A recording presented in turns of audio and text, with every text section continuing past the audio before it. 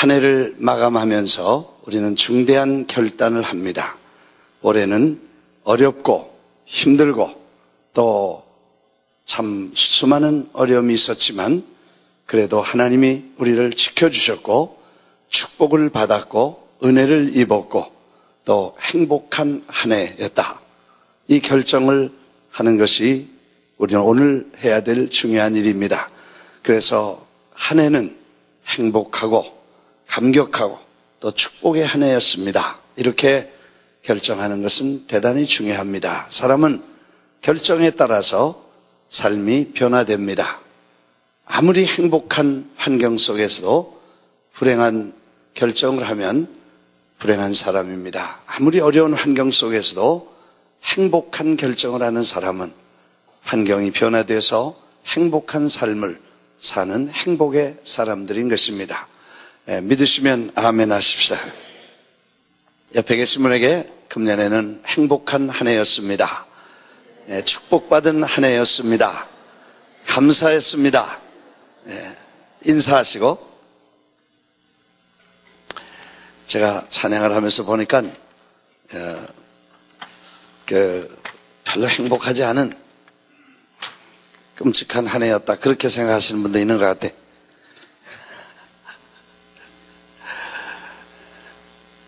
여러분, 설교자의 행복은 설교를 듣고 싶어하는 분들에게 설교하는 것입니다. 그리고 설교를 듣는 분들의 행복은 하나님의 말씀을 사모하는 것이 행복입니다. 둘이 만나면 행복한 것입니다. 그런데 듣고 싶지 않은 사람에게 설교를 해야 되는 목사는 불행하고, 듣기 싫은 소리를 왜 듣나 하고 앉아있는 사람은 불행한 사람입니다. 이 두 사람이 만나면 진정 불행한 사람이 됩니다. 그거 굉장히 어렵습니다.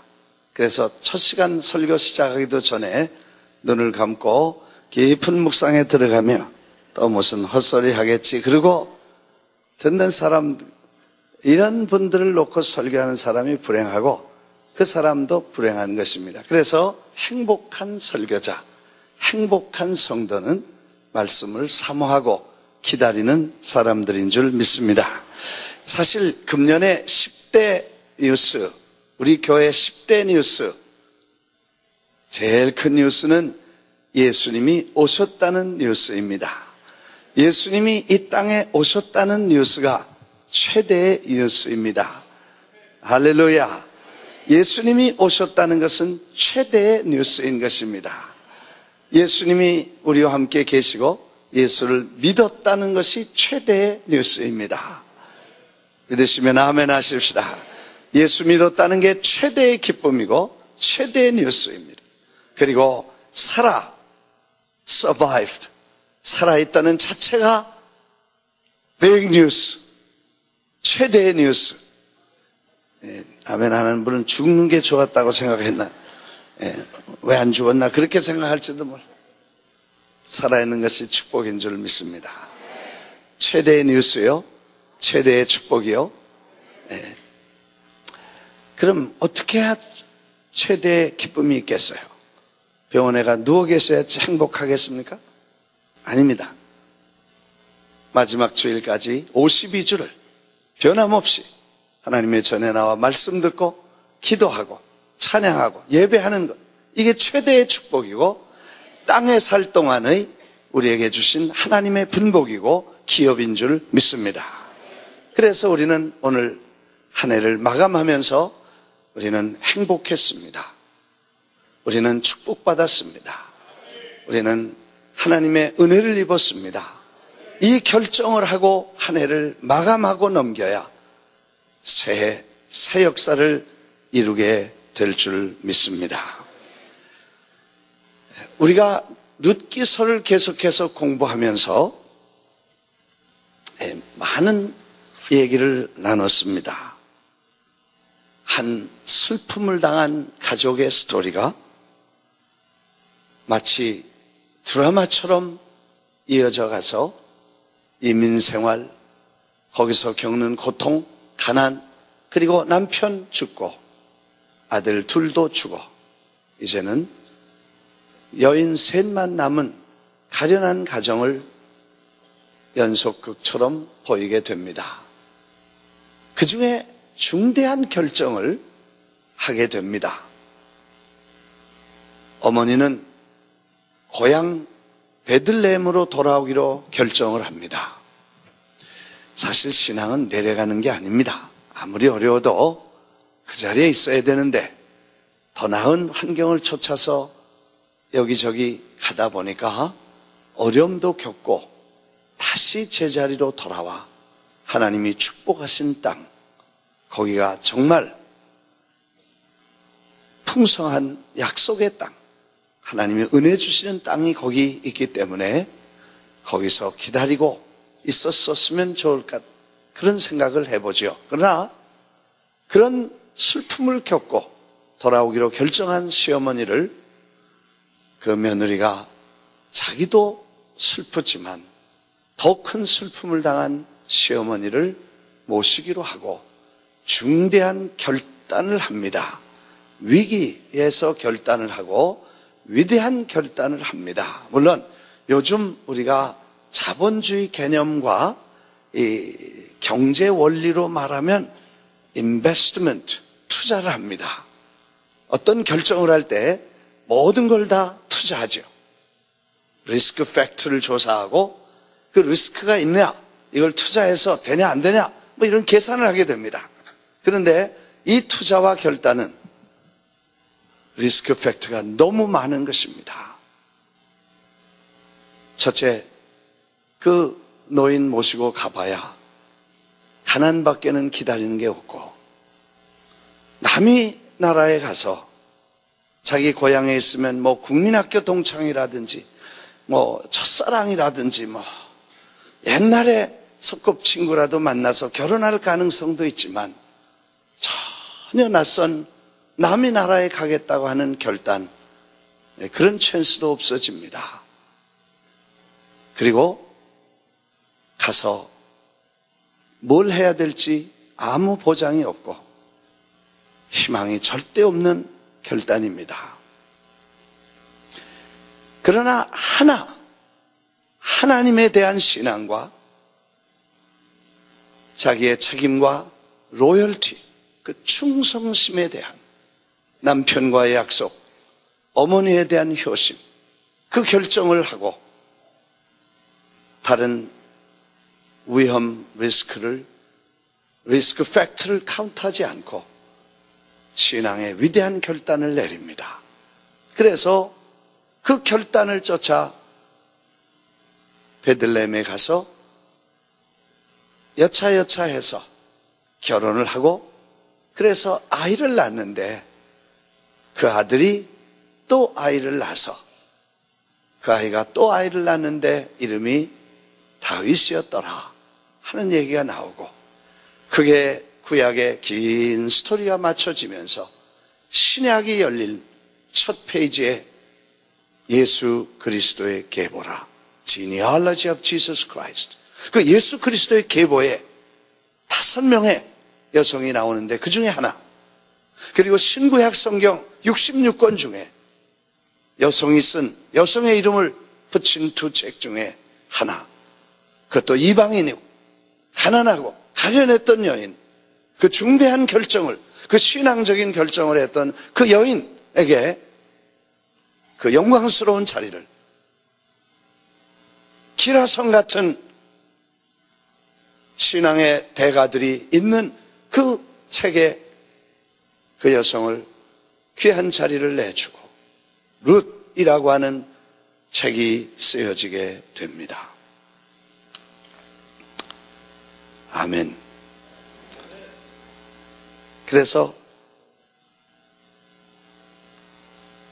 예수 그리스도가 이 땅에 오시는 한 역사의 흐름을 쭉 보면서 베들레헴에서 예수 그리스도가 탄생하신다, 나셨다, 예수 메시아가 오셨다 하는 얘기를 하면서 지금 우리는 긴 스토리를, 역사를, 그리고 역사의 한 장면들을, 한 중대한 결정들을 다시 한번 보는 것입니다. 오늘 역사는 우리에게 대단히 중요합니다. 어느 날 하루아침에 우리가 생겨지지 않습니다. 예수 그리스도가 탄생하실 때 하나님은 긴 역사 속에 한 여인의 희생과 헌신과 충성심과 그리고 그분의 그 결단과 희생과 신앙을 보고 그를 통해서 그의 후손에서 다윗이 나오게 하시고 위대한 임금이 나오게 하시고 그 다윗의 가족에서 다윗의 왕가에서 메시아 예수 그리스도가 나게 하시고 그런 계보를 그때 계보 말씀드릴 때 제가 설교하다간 좀 가끔 실수도 해요. 아브라함부터 다윗까지 14대 그때부터 바벨론으로 포로가 될 때까지 14대 포로에서 돌아와서 14대 그런데 28대라고 그랬는데 계산해 보니까 40 얼마죠? 38이 24 44대가 그 예수 그리스도의 계보에 나와요. 그 계보를 쭉 보면 예수 그리스도의 계보에 그런 역사의 히스토리들이 하나님의 위대한 사건들을 통해서 그리스도가 이 땅에 오시고 거기는 부끄러운 여인도 있었고 스캔들을 만든 유명한 여인도 있었고 그리고 거기 충성된 한 슬픈 여인도 들어갔다면 그런 역사의 장을 이어가고 오늘 우리가 한 해를 마감하면서 이제 우리는 역사에 어떤 장을 만들었으며 우리는 지금 어디 와 있으며 지금 어디로 가야 될 것인가를 깊이 생각해야 될 줄 믿습니다. 나라를 사랑하는 것은 하나님 앞에 나라를 위해서 기도하는 일입니다. 기도보다 더 좋은 애국은 없기 때문입니다. 느헤미야는 하나님 앞에 주야로 기도한다고 말했으며 다니엘은 하루 3번씩 조국과 고국에 있는 성전을 향해서 기도했으며 예레미야는 내 눈은 눈물의 근원이 되리라. 고통받는 살육당한 내 백성을 위해서 주야로 슬피 울며 기도한다고 말했습니다. 에스더는 왕후가 대답하여 가로되 왕이여 내가 만일 왕의 목전에서 은혜를 입었으면 왕이 선히 여기시거든 내 소총대로 내 생명을 내게 주시고 내 요구대로 내 민족을 내게 주옵소서. 그 자기 민족을 위해서 기도하는 그 민족의 운명을 걸고 목숨과 바꾸는 그런 충성심과 로열티가 있었다는 것을 보게 됩니다. 목숨을 걸고 민족을 위해서 헌신했던 역사적인 인물, 성경의 수많은 인물들은 조국과 민족을 위해서 기도하던 사람들이었습니다. 원래 교회는 미국 같으면 Church and State, State and Church가 교회와 정부는 반드시 분리되어서 서로 독립하고 간섭하지 않는 원칙을 정합니다. 그래서 종교와 정부는 따로 해야 된다. 그러나 원래 성경에 보면 교회와 국가는 서로 협력하며 존중하고 하나님의 뜻을 잘 이루어가도록 협력해야 되며 특별히 기독교라는 신앙은 국경이 없지만 기독교인에게는 조국이 있어서 그 조국이 질서와 평안과 안정과 평화를 누리는 사이에 신앙생활도 편안히 교회가 든든히 서가고 복음이 전파되고 그 복음을 통해서 나라가 축복을 받게 된다는 것이 성경의 원칙인 것입니다. 우리의 역사를 보면 수많은 분들이 조국의 운명을 위해 자기 목숨을 기꺼이 바쳤던 사람들을 봅니다. 그렇게 생명을 바쳐 조국과 민족의 앞날을 위해서 하나님 앞에 생명을 내놓을 수 있었는지 우리는 참으로 깊이 생각해야 될 것입니다. 민족은 36년 동안 고생을 하고 1945년에 해방을 맞습니다. 곧바로 5년 안에 사상과 이념의 차이로 분열과 무지와 혼란과 불신앙이 서로 갈등과 분쟁 속에 휘말리면서 나라는 반쪽이 갈리고 싸우기 시작하고 무서운 전쟁의 소용돌이 속에 빠지게 됩니다. 그래서 한국전쟁, 세계 역사의 가장 비참한 전쟁 중에 하나였던 한국전쟁은 한국군, 북한군, 미군, 유엔군, 중국군, 소련군 다 합쳐서 군인만 250만 명이 죽었고 민간인까지 합치면 600만 명이 희생됐으며 1천만 가족이 이산가족이 되어 반세기가 넘도록 아픔을 겪고 있는 것입니다. 이 전쟁의 아픔이 가시기도 전에 이 전쟁의 이 포화가 그리고 이 경험이 이스라엘인 경험이 우리 속에 있는 그 수많은 아픔을 아직도 기억하고 있는 수많은 사람들이 살고 있는데 도대체 좌파는 무슨 좌파고 우파는 무슨 우파며 진보는 무슨 진보고 대한민국이 조국이 아닌 사람들 얘기하는 것입니다. 다 그런 거 아니고 태극기가 국기가 아닌 사람을 말하는 것입니다. 애국가가 국가가 아닌 사람을 말하는 것입니다. 그런 사람이 판을 치는 세상이 됐다면 도대체 이 전쟁의 고통은 어디로 갔으며 그 전쟁을 통해서 우리가 뼈아프게 고생하며 죽음을 무릅쓰고 싸워온 수많은 희생자들은 도대체 뭐란 말입니까? 그게 무슨 진보며 그게 무슨 좌파이겠습니까? 나는 그렇게 생각을 안 해. 김동길 교수도 그렇게 생각했더라고. 그 사람들은 진보가 아니라 조선인민국 공화국 사람이지 아니다는 거예요. 그게 무슨 좌파냐는 거예요. 북한의 간첩이나 반동분자지 그거 아니라는 거예요.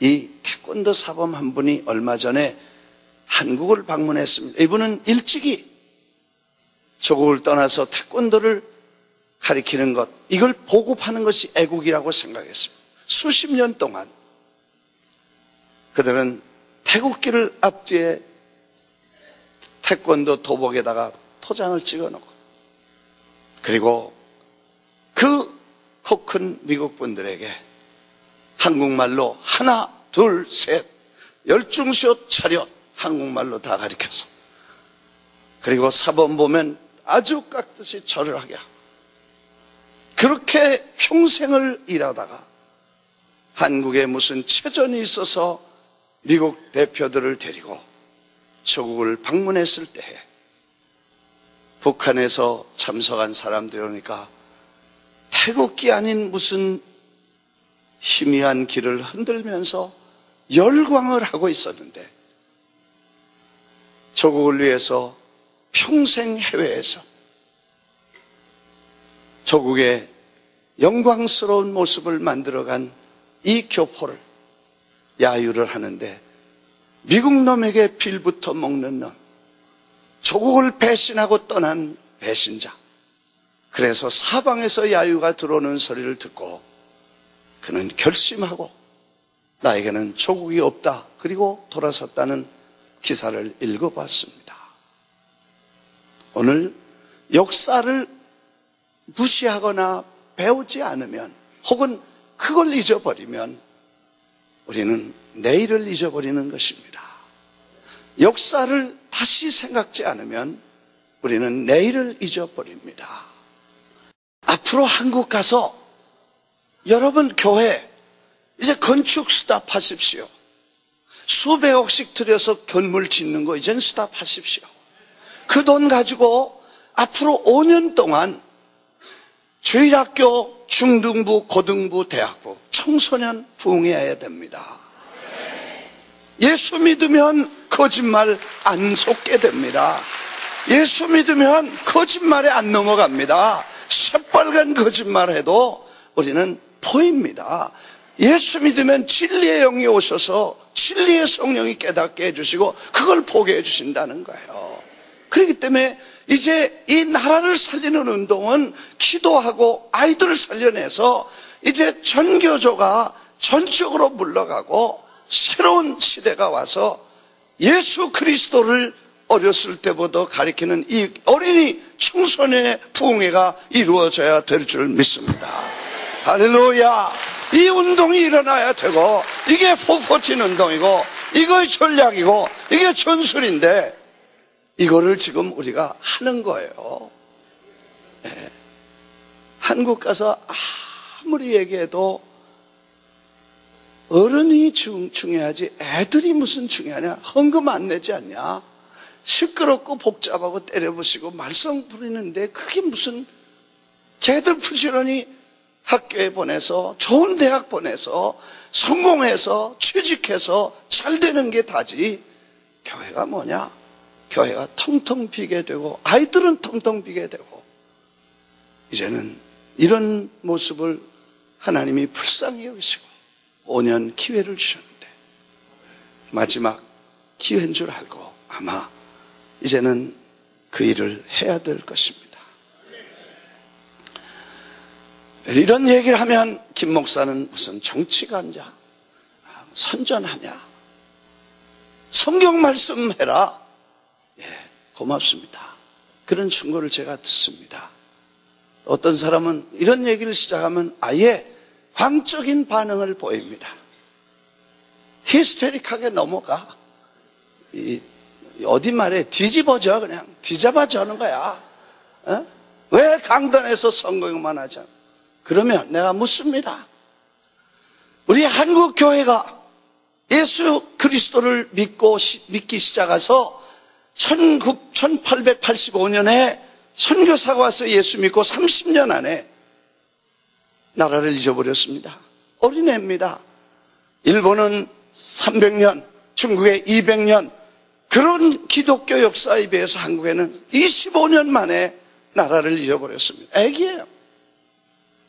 그런데 교회가 신앙생활은 나라와 애국심을 마음속에서 찾는 것이다. 한국 교회는 신앙 이퀄, 기독교 신앙 이퀄 애국이었습니다. 무슨 소리 하는 거예요? What you talking about? 그래서 그분들은 목숨을 내놨고 생명을 바치고 나라를 찾아 자유와 민주주의를 일으키고 교회를 마음 놓고 지어 하나님을 섬기겠다고 그 후손들을 위해서 그분들이 희생했던 거예요. 일본 사람들이 와서 1910년에 왔는데 3개 사단 병력이 한반도에 주둔했습니다. 경찰서가 16,214곳이 쓰고 22,000명의 헌병과 20만 명의 순사 보조원과 여러분 순사라고 하면 아이가 울다가도 제가 어렸을 때 그래서 순사 온다 그랬어요. 일본 순사가 순사라는 말만 들어 애들도 울음을 끄쳤으니까요. 얼마나 잔인하고 무서웠는지 모릅니다. 이방자 여사를 강제로 결혼시켜서 파리로 신혼여행을 보냈습니다.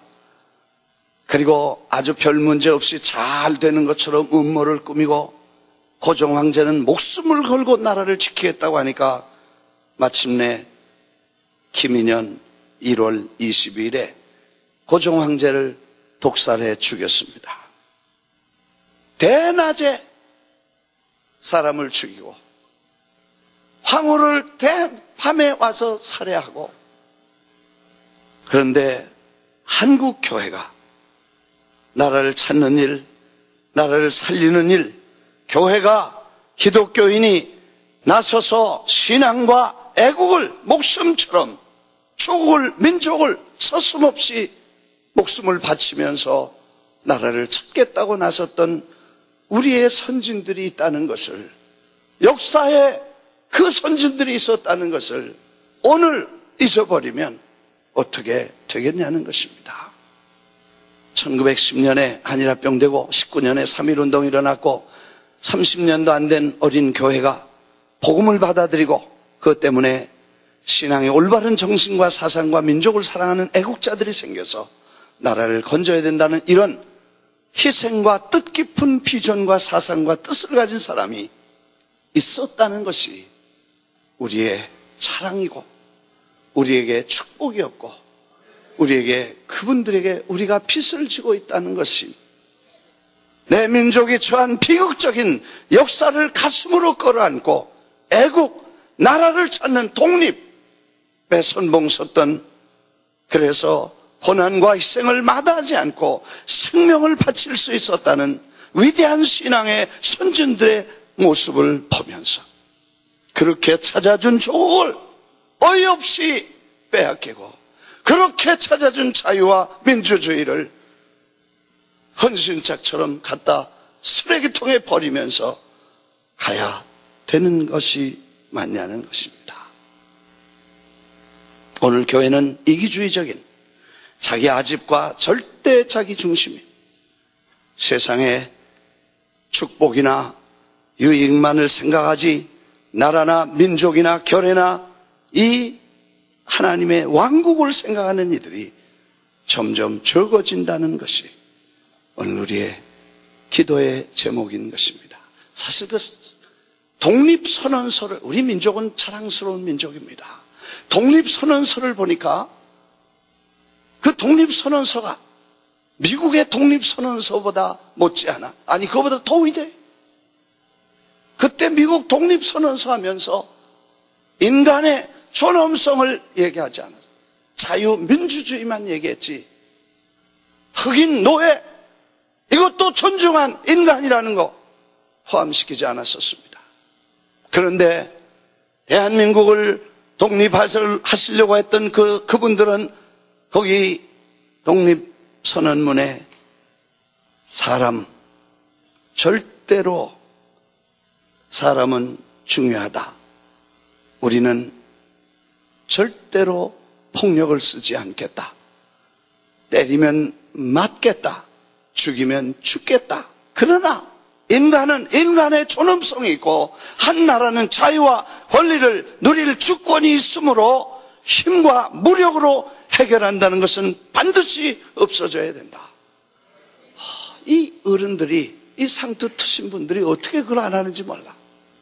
기독교가 준 영향이고 기독교 사상에 하나님 안에 인간은 존귀하고 형상을 지어 닮은 하나님의 피조물이라는 걸 알기 때문에 그게 인종과 언어와 문화와 상관없이 색깔도 상관없이 하나님의 존귀한 하나님의 사람이고 인간이 존귀하다는 것을 독립선언서에 썼습니다. 어려워서 오등은 자의 조선의 독립국임을 조선의 자주민임을 선언하노라. 요즘 말은 못 알아듣겠어요. 근데 그게 그런 얘기예요. 우리는 자주 국민이고 인간은 존귀하고 그래서 반드시 우리는 독립해야 된다. 죽이면 죽여라.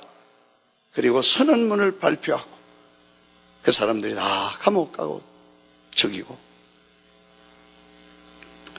놀라운 일은 그걸 통해서 이 인도의 비폭력 독립운동이 강해졌고 중국의 5.4운동이 일어났고 인도의 4.5운동이 일어났고 마닐라의 6월 혁명이 일어났다고 합니다. 이 30년밖에 안 된 기독교가 그 안에서 신앙의 사람들이 하나님의 말씀 붙잡고 나라를 살리고 하나님을 위해서 일한다는 게 그들의 목표였습니다. 그래서 결국 일본이 망하고 한국은 독립하고 그리고 지금 우리가 누리는 이 번영은 이 자유민주주의는 그분들의 희생과 눈물에 의해서 이루어졌다고 봐야 될 것입니다. 저는 교회도 마찬가지입니다. 37주년을 맞습니다. 37년 동안 이 교회에 오셔서 생애를 바치신 수많은 권사님들, 장로님들, 집사님들, 우리는 잊을 수 없습니다. 어느 날 그분들의 명단을 놓고 그분들의 한 분 한 분을 다시 한번 생각할 기회가 있길 바랍니다. 우리 하나님 성회 총회는 2년에 한 번씩 총회가 모입니다. 근데 그 중간에 꼭 성찬 예식과 메모리얼 서비스가 있습니다. 그 2년 동안에 교회를 하고 목회를 하다가 세상을 떠나신 교역자 한 200명, 300명 됩니다. 워낙 3만 5천 명이 목사님들이시니까 한 1년, 2년 동안에 250명 정도 세상을 떠나십니다.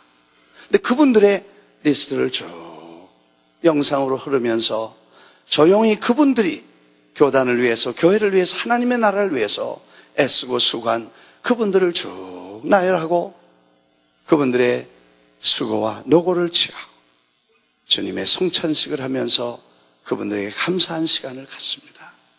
그분들은 역사를 기억하고 누가 우리를 위해 수고했습니다.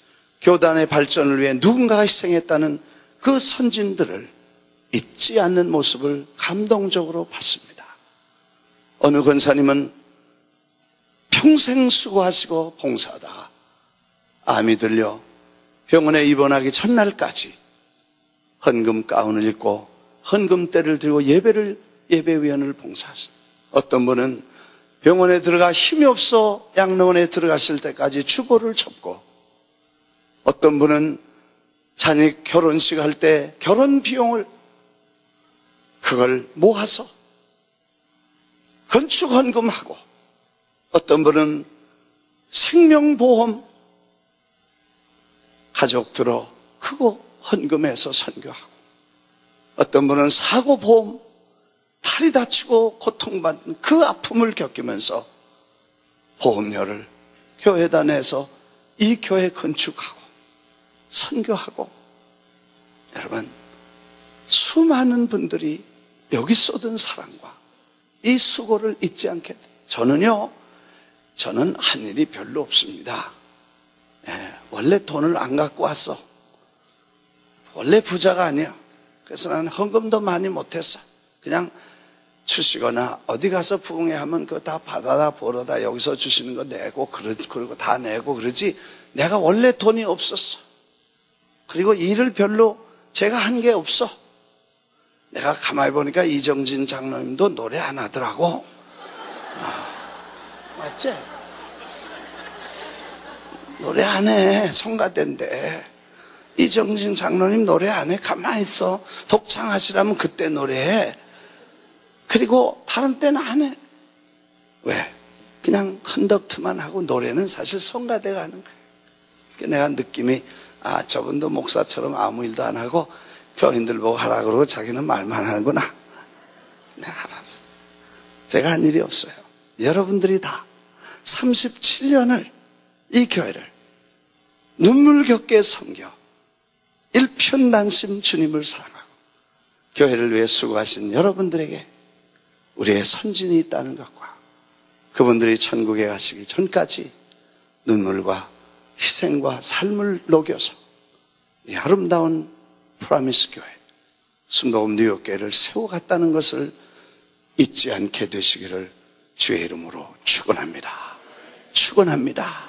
그래서 우리가 이렇게 모여서 행복한 선진, 행복한 교회, 축복받은 한 해, 이걸 강조하고 기뻐하고 이렇게 해나가시기를 주의 이름으로 축원합니다. 이번 브레이크드루를 통해서 하나님은 놀라운 일을 하십니다. 지금까지 역사하신 그 하나님은 앞으로 거대한 역사를 이루실 줄 믿습니다. 이제 다음 주 신년 예배를 마치면 화요일날 제가 아침에 떠납니다. 항공모함이 출항을 합니다. 출정을 합니다.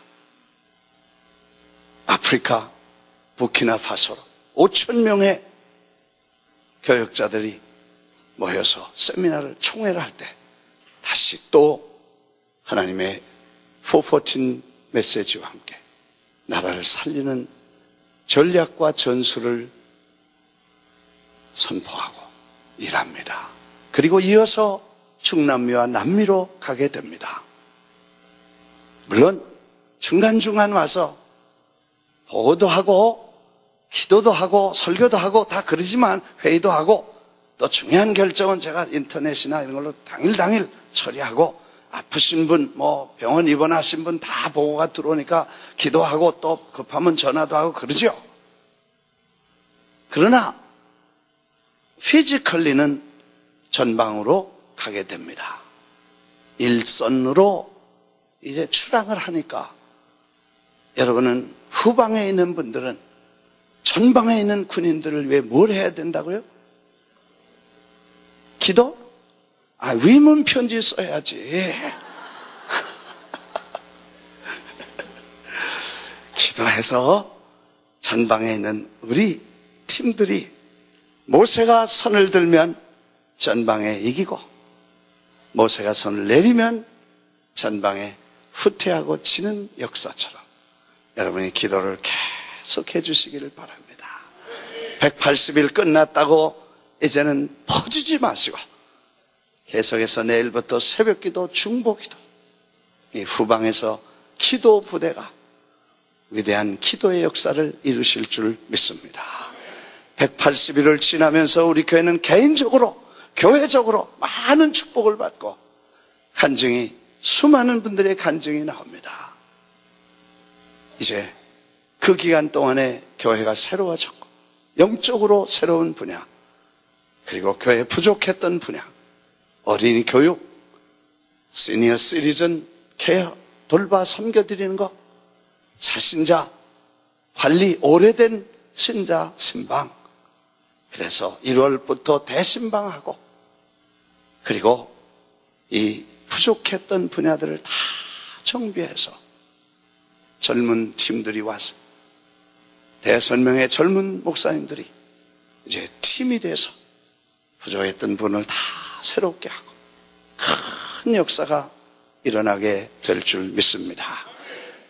개인적으로뿐 아니라 교회적으로도 영적으로 축복을 받았고 또 놀라운 일은 이 선교를 할 때 이제 2013년 축구 선교는 우리 장로님이 가보시라고 그랬더니 가서 매일 전화하셔. 이메일로 천사를 만났습니다. 왜 이렇게 천사가 많은지 몰라. 천사 만났으면 어디 갔는데 어떻게 다 천사들이 이랬대. 전혀 모르는 사람이니까 천사라고 밖에 표현할 수가 없어. 그래서 가서 만나면 축구장 얘기 듣고 그냥 사인해 주는 거예요. 베네수엘라에서, 콜롬비아에서, 에콰도르에서, 혼두라스에서 다 그렇게 해서 9개를 결정했다는 거예요. 그 9개를 결정했다는 하나 결정할 때마다 나는 가슴이 철렁철렁 내려앉는 거예요. 왜? 적어도 애들을 먹이려면 몇만 불이 필요하고 이게 늘어나니까 나중에 9개째 되니까 이건 주님 이건 큰일 났습니다. 나중에 얼마나 드냐고 물어보니까 애들 먹이는 것만 3, 40만 불이 들고 스피커 이것저것 해서 거기 티켓 찍는 거 이런 거 다 거기서 하는 데서 이런 거 해서 돈이 60만 불이 최대한 있어야 된다는 거예요. 이 불경기에 어떻게 하냐. 그래서 1불씩 우리가 기도하면서 180일 기도했는데 180일 되는 날 하나님께서 놀라운 일을 이루어 주셨습니다. 어느 날 그 전 몇 주 전에 재정부에서 갑자기 연락이 왔어요.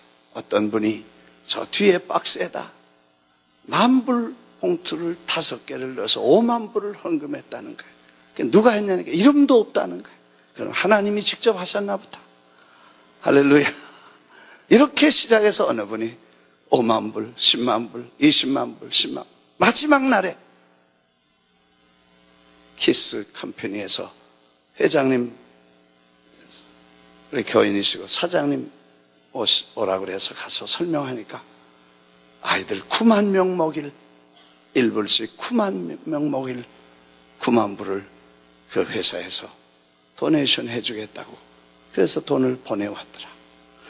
맞추는 180일 되는 날 50만 불 하나님이 위에서 떨어뜨려 주시고 감동해 주셔서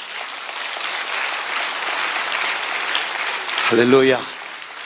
거기다 여러분이 헌금하시는 거와 또 저 아틀란타, 뉴저지, 저 커네티컷, 저 휴스턴 여러 교회들이 5,000불, 10,000불씩, 20,000불씩 이렇게 보내주신 걸 합치면 다 티켓을 가져갔으니까 아마 다 해주실 거야. 그래서 모으면 충분히 남게 될 줄 믿습니다. 이루게 될 줄 믿습니다. 여러분, 역사에 우리는 주님이 지금까지 일하신 역사, 이제 일하실 하나님의 손길을 보면서 우리가 이기심을 버리고 정말 세계 인류와 어린이 사역을 위해서 다가오는 새해를 감격 속에 맞게 되시기를 바라고 한 해는 행복했습니다. 최대의 뉴스는 예수 그리스도가 베들레헴에 나셨다는 것과 그분을 내가 믿었다는 것과 그분을 믿고 한 해 동안 지금까지 살아있다는 것과 이제 할 일이 있어서 남겨주셨다는 생각을 확실하게 하고 달려가시기를 주의 이름으로 축원합니다.